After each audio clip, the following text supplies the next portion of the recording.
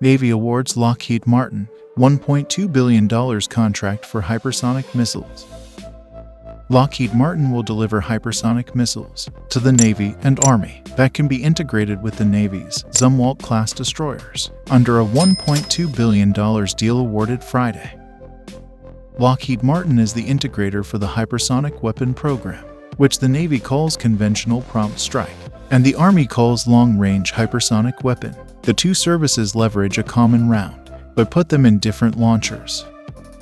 According to a company statement, the contract calls for Lockheed Martin to provide the Navy with launcher systems, weapon control, all-up rounds, and integration work to link the missiles with the Zumwalt destroyers.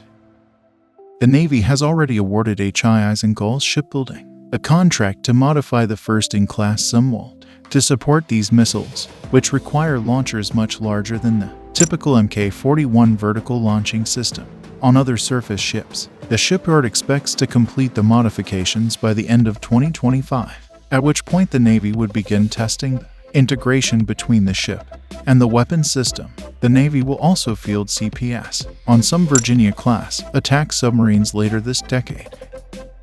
The February 17th contract also covers additional rounds and canisters for the Army, which plans to field the weapon system on truck-based launchers later this year. The contract would be worth more than $2.2 billion if all options are exercised.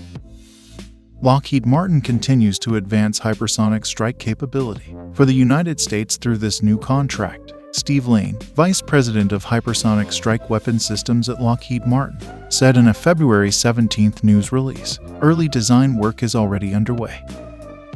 The Defense Department announcement notes, the contract also covers engineering development, systems integration, long lead material, and special tooling, and equipment in support of missile production.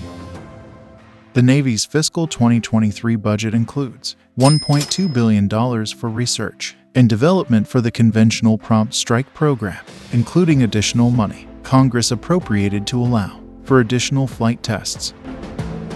Thanks for watching.